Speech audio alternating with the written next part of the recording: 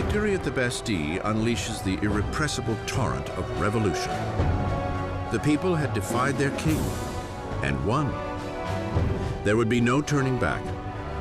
As a symbol of the defeat of tyranny, the people, men, women, and children, dig in with bare hands and tear the Bastille apart, brick by feudal brick. They are beginning to dismantle the past itself. The French went about the process of tearing down the Bastille as quickly as they could. In the absence of powerful explosives, this was done very painstakingly, but with a tremendous amount of vigor. And the bricks were given away, sold as emblems of the demolition of despotism. The energy of the streets invigorates the National Assembly. A charter is penned within days called the Declaration of the Rights of Man. Under this daring new document, archaic class distinctions are to be abolished and all men considered truly equal. The Declaration of the Rights of Man was a declaration promulgated by the National Assembly, which said in its text that the sovereignty belongs to the people, belongs to the nation. The king is nowhere mentioned in this document. Therefore, by issuing this document, the Assembly was effectively seizing power for itself. With the new National Assembly as their voice, the citizens of France set out to change the very fabric of their world. They demand a constitutional monarchy, equal rights for all men, and justice under reasonable laws.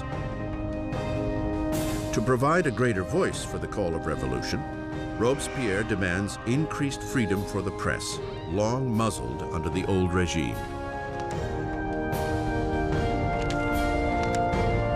The resulting free press is spearheaded by L'Ami du Peuple, the people's friend, a fiery newspaper full of vitriolic rants and provocation.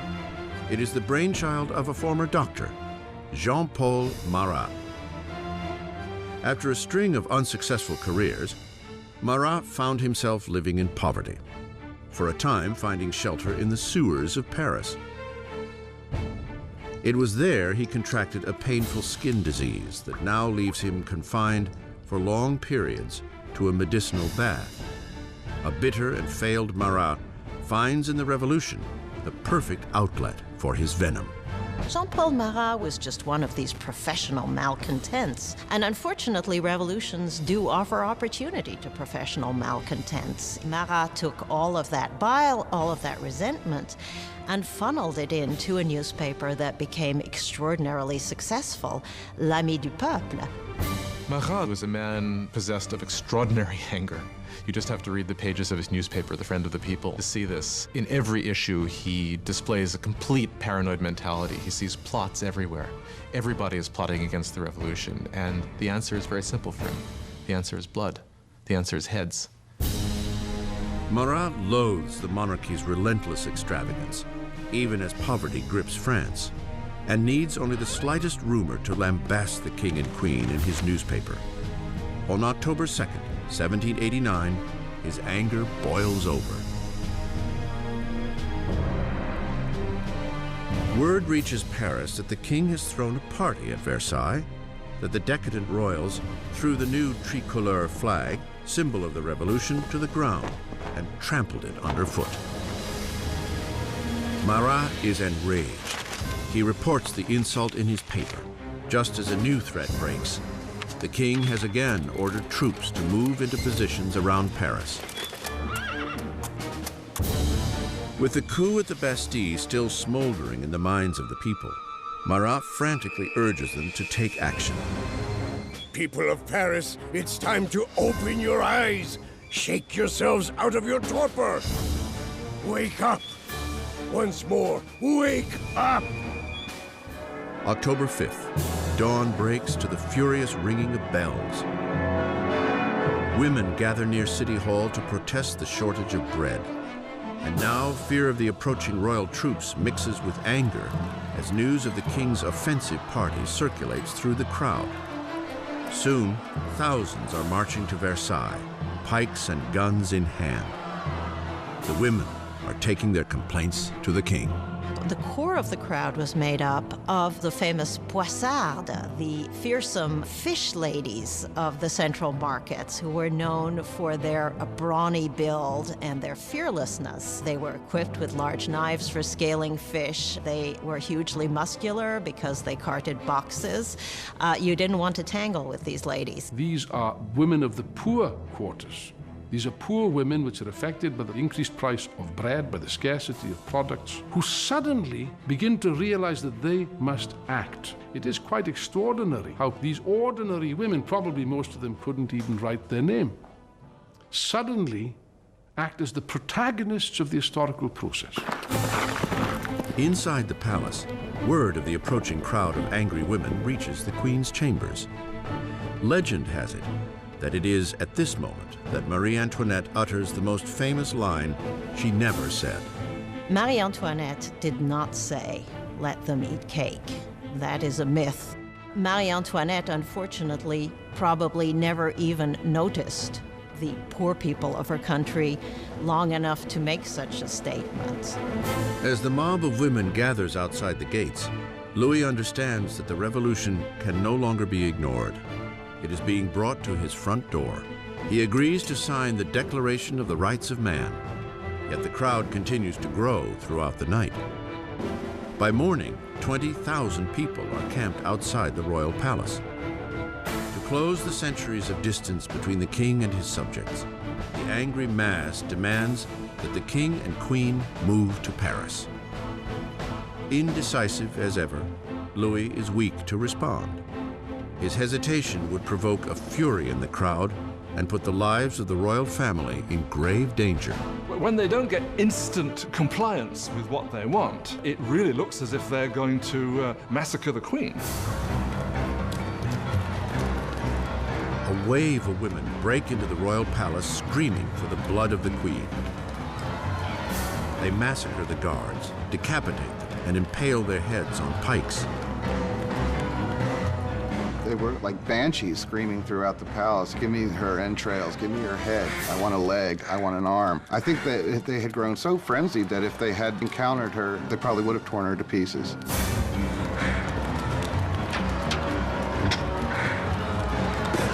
Terrified for her life, Marie escapes to Louis's apartments only moments before the women break into her chambers and tear her bed to shreds.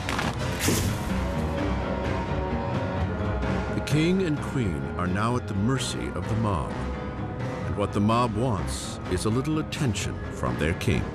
The only way the women can be pacified is for the royal family to agree to go to Paris, because once they're there in Paris, then they can ultimately be made to do what the people of Paris want.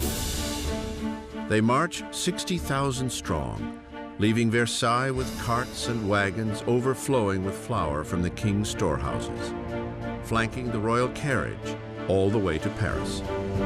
Le roi et la reine ont été contraints. The king and queen were forced to go back to Paris with the heads of their guards, who had been massacred in the chateau. Qui avaient été massacrés dans le château. Their heads had been cut off. This is really a completely unbridled violence. The heads were then made up with makeup and paraded at the head of the cortege, with the king and queen following. Devant la voiture du roi et de la reine. The king and queen must make their new home in the Tuileries Palace. They will never see Versailles again.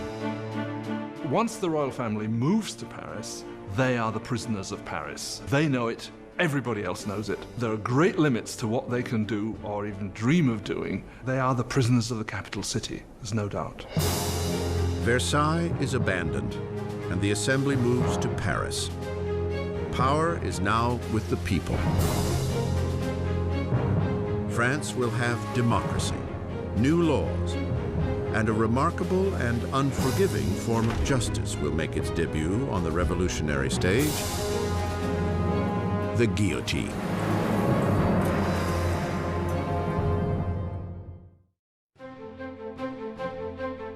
May 1791. Nearly 2 years have passed since the royal family and the National Assembly have moved to Paris. Robespierre appears frequently at the Assembly and at the Jacobin Club. a debating society named for the former Jacobin monastery where they gather. Now, words are the very core of the revolution, and Robespierre speaks with an unfailing moral compass. His true north is always the people. He soon earns the nickname, the Incorruptible. France is now a constitutional monarchy, the king forced to share power with the revolutionaries in the assembly. But it seems Louis's share is growing smaller by the day, as he is forced to sign law after law diminishing his own authority, and that of the other great feudal regime, the Catholic Church. Louis decides the time has come to escape the confines of the new republic and mount a campaign to reclaim his kingdom. Louis had decided by 1791 that he needed to regain control of his country, and he knew he could only do that with the help of a foreign army. So the idea was to make a break from the Tuileries Palace and to head for the nearest border. June 21st, 1791. The king and queen disguise themselves as servants and by cover of darkness slip out from under the watchful eye of Paris. They make an ill-planned run for freedom. It is long past midnight when the royal family arrives in the small town of Varennes, some 100 miles east of Paris. They are close to the border of Austria, safety just a few miles away. But their dash to freedom will go no further.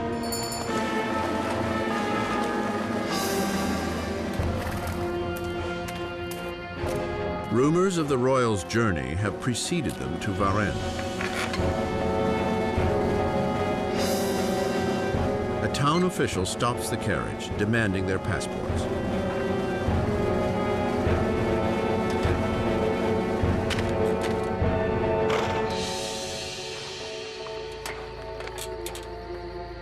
The official's suspicions are confirmed. It is the signature of the king himself. The townsman is overcome at the sight of his king. But revolutionary guards nearby show no reverence for the fleeing royals. He keeps hoping that people will recognize him and there will be a kind of rebellion in his favor. And much to his horror and surprise, they are not ecstatic to recognize him. They see him as escaping, and basically he's arrested and taken back to Paris. The idea that the monarch had tried to abandon his people was psychologically catastrophic. That event really broke the bond between Louis and his subjects. Now they had not only a king who was superfluous, they had a king who was obviously a traitor as well.